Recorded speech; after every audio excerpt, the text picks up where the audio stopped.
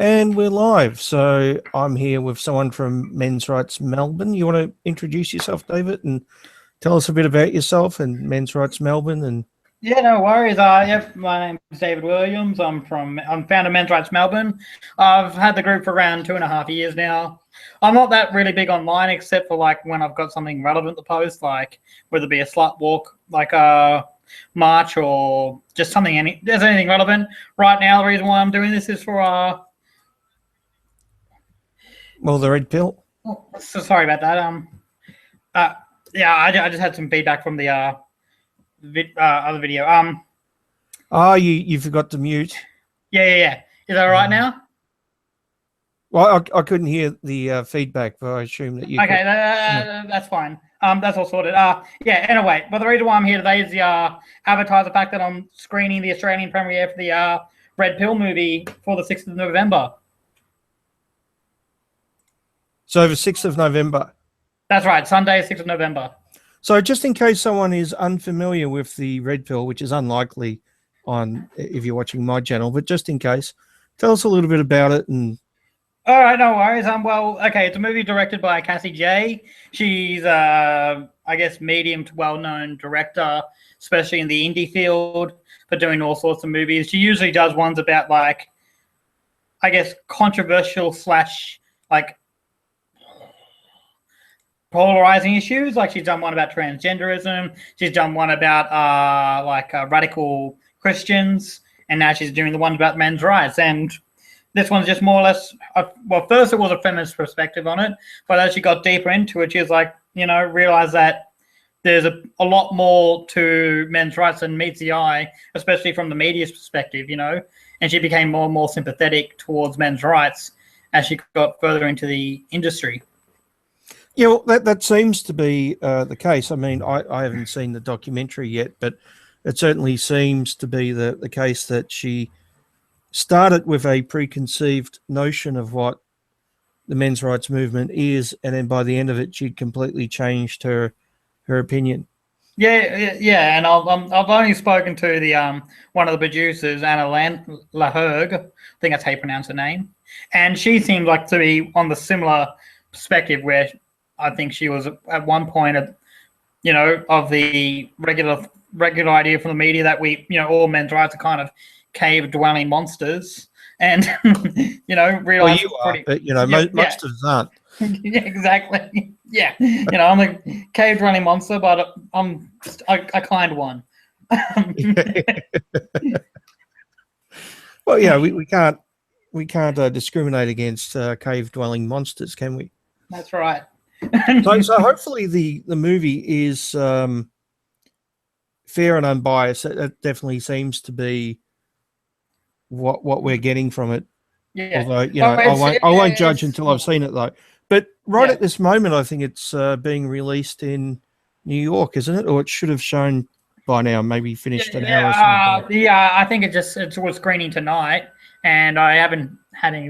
I haven't seen any posts and receptions on it, but I'm curious to see how people looked at it. That's for sure.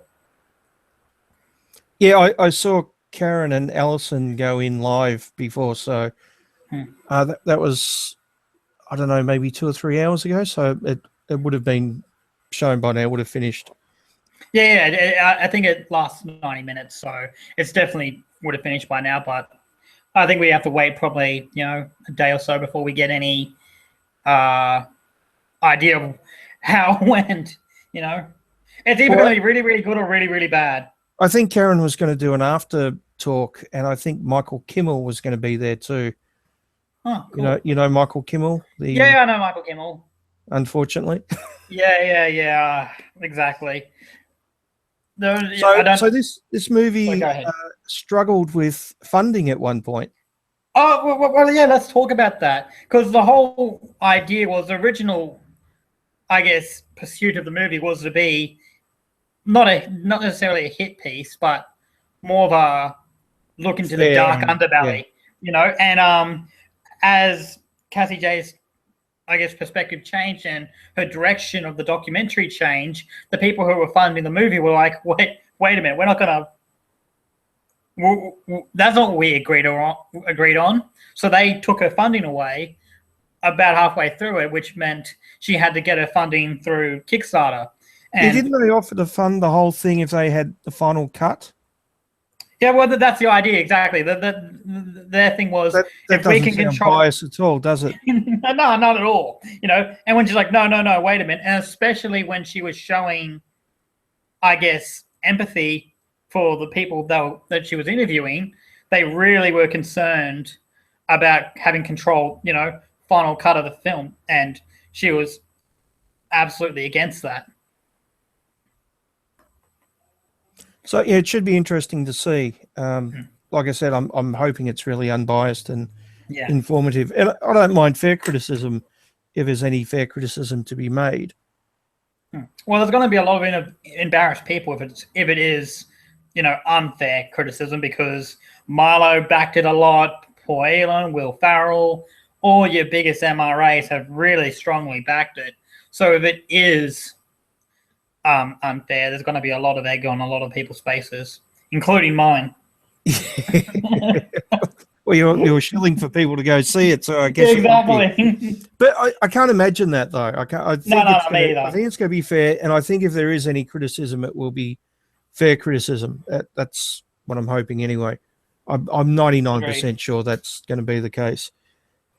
Yeah, but either way, it should be good to get you know, the message out for the men's rights movement. So yeah, exactly. Especially after this premiere shoots, I'm gonna because then I guess the media would have seen a little bit more. So I'm gonna send this to the media and then re-invite them to, and hopefully that gains some interest. But yeah, I don't know. Sorry, I don't know where to go with this. It's a bit of a weird thing to talk about. So, all right, tell us how did you get the rights to show it? Oh, that's an interesting story. I have a friend of mine.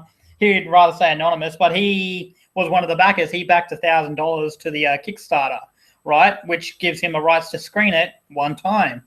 And he's known me pretty well for, you know, a couple of years now. And he was like, well, hey, Dave, you know, you're past the Men's Rights Melbourne. Why don't you screen it? And I was like, how do you screen a movie? So, you know, I guess we both worked on that pretty hard, you know, doing all the things, booking the theater, getting the film, getting the rides, getting the reception, doing all the whole kit and caboodle. And yeah, so basically, how big a job is that? I've never done anything like that. I'm just curious. It's a pretty big job. So far, I've put about 200 hours into it.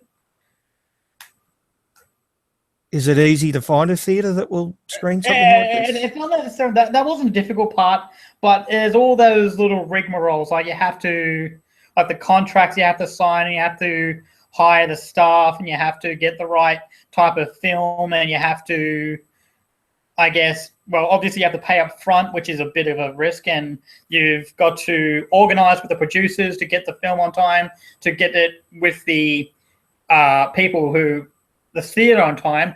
And like I had a few setbacks with that, because I had original date of Thursday 21st, and then the 30th of October, and now it's finally on the 6th, and that's guaranteed. And that was due to getting the film on time, and also having the theater have it for, I think, a week or so, because they've got to process it.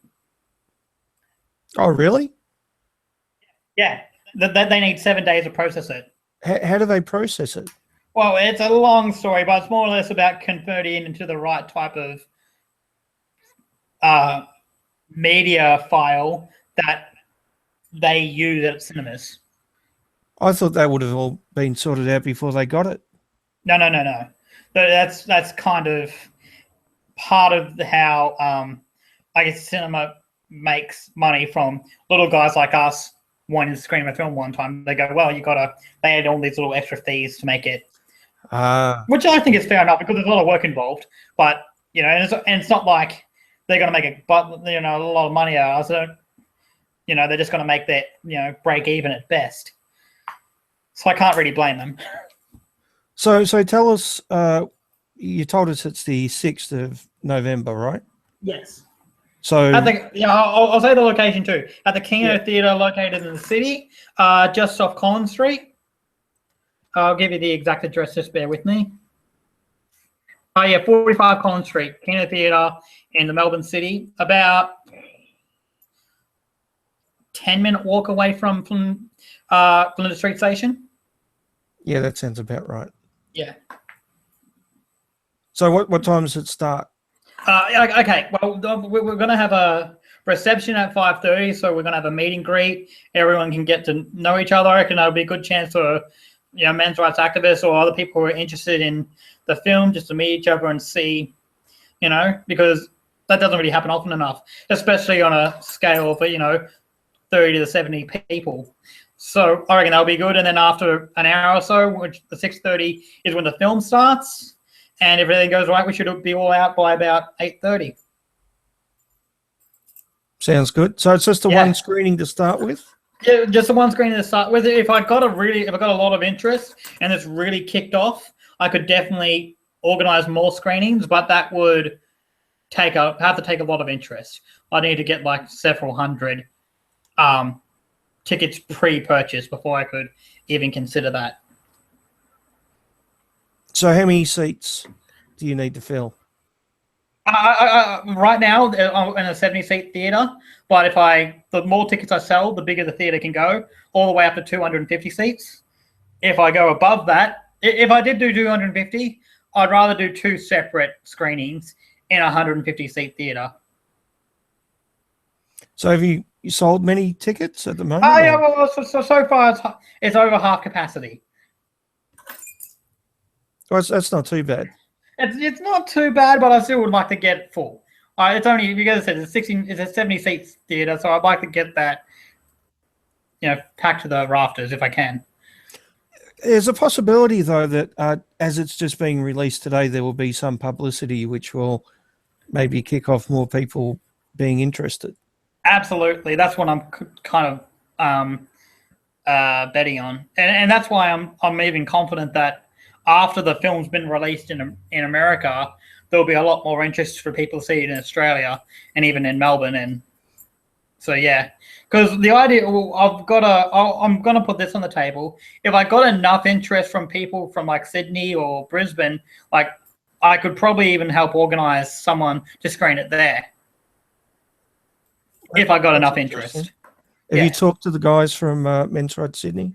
I have, and they've basically said, how much interest do you need? And I've said you need about 100 people to show interest, because I guess it's kind of like how when you plan for a party and 100 people say I'm interested in coming, chances are only 60 come. Yeah. So you got to have at least 100 people going, I'm absolutely going to go, because if you don't have that, you're not going to really have enough to support yourself, and it's going to become a money pit. Yeah. So anything else to add? Trying to think of. I'm trying to sell it properly. I'm really failing. I apologize. I really hope everyone. I'll just do my pitch then. Everyone's really got to see this movie if you're interested in men's rights at all. If you're interested, even if you're a feminist and you want to see it from the other side, you should come see it. If you're someone who's anti-feminist, once again, it's good for you. There's almost anyone who watches your shows, who watches your videos, who's at all interested in it, that's anywhere in the Melbourne area. I really recommend that you go see it, because it's a pretty rare opportunity for someone to see an Australian premiere, and it's also going to be a rare opportunity to see a documentary about something that you're passionate about, directed directly at you. What about undercover journalists who want to write hit pieces? I invite them. Go nuts. Like the one who was sitting between you and me the day we met. Yeah, Daniel Kane. Yeah, that's why I still remember your name. Yeah, come on, Danny. Yeah. Buy a ticket. Yeah, exactly. You can I'm write happy for anyone to come about it. Yeah, exactly. I welcome it, to be honest. He'll stick out because he'll be the one wearing the fedora. That's right. Wait, was he wearing fedora that day? I forget. No, he wasn't. But he put a fedora in the article. Yeah, that's right. That was a main picture. We were all wearing fedoras, of course. That's right, and twirling mustaches and being all evil. And we oppressed many women that day. That's right. And even the Rubik's Cube was somehow patriarchal. Well, even the Rubik's Cube was wearing a fedora. So a little one. Yeah. Right. All right. So plug the time and place once again, just so it's clear. Yeah, absolutely. Okay. So the event starts at 5:30. The movie starts at 6:30. It's located at the Kino Theatre, which is at 45 Collins Street, Melbourne. Once again, 10-minute walk from the city. It's going to be on the 6th of November. Please come. There's going to be a link in the bottom for the Eventbrite if you want to. How much a ticket, by the way? Tickets are $26, which is a little pricey, I know, but as it's quite a nice theatre and it's going to be worth it. Yep, considering only paying a little bit more than a village. Considering it's, I mean, how much is it to go to the movies these days? It's around $22. Yeah, so it's not that much more, is it?